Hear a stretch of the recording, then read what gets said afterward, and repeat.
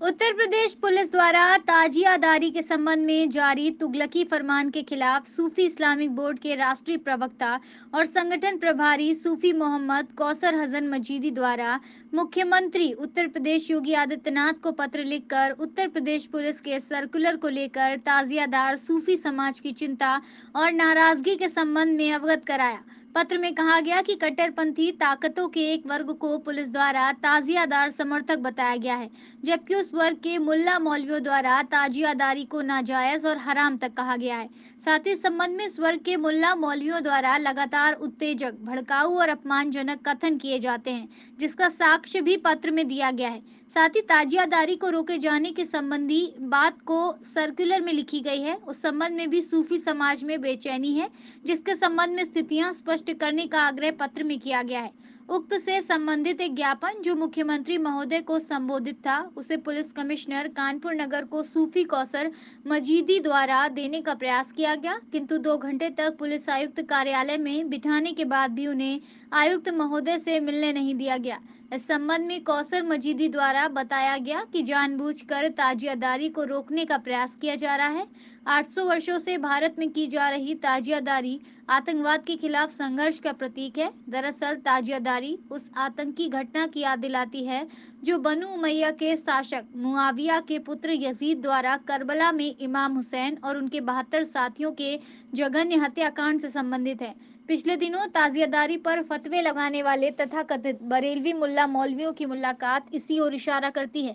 साथ ही आज पुलिस आयुक्त कार्यालय में ताजियादारी विरोधी एक मुल्ला महोदय जो वहां पर मौजूद थे के इशारे पर मुझे पुलिस कमिश्नर साहब से नहीं मिलने दिया गया। सरकारी सहयोग से कट्टरपंथी ताकतों द्वारा ताजियादारी को रोकने की साजिश की सूफी इस्लामिक बोर्ड कड़ी निंदा करता है और मुख्यमंत्री जी से इन सब विषयों पर स्पष्टीकरण जारी करने की मांग करता है।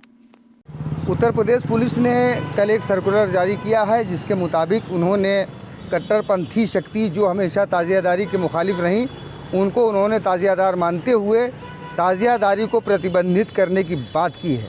इस संबंध में सूफी इस्लामिक बोर्ड में माननीय मुख्यमंत्री जी को एक पत्र प्रेषित किया है। उस पत्र में लिखा है कि जो लोग ताजियादारी का विरोध करते हैं और इस तरह के बयानात पूरे उत्तर प्रदेश में देते हैं जिससे सांप्रदायिक उन्माद पैदा हो और उनकी जो गतिविधियां हैं वो इस तरह की गतिविधियां हैं जो सांप्रदायिक उन्माद को बढ़ाने वाली हैं, वो तत्व जो ताजियादारी का विरोध करते हैं, ऐसे तत्वों को उत्तर प्रदेश पुलिस ने ताजियादार समर्थक मानते हुए उनके संबंध में जो सर्कुलर जारी किया और ताजियादारी के खिलाफ सर्कुलर जारी किया, उस संबंध में उत्तर प्रदेश के में सारे ज़िलों में ज्ञापन दिया जा रहा है। उसी क्रम में कानपुर में भी मैं ज्ञापन देने आया था।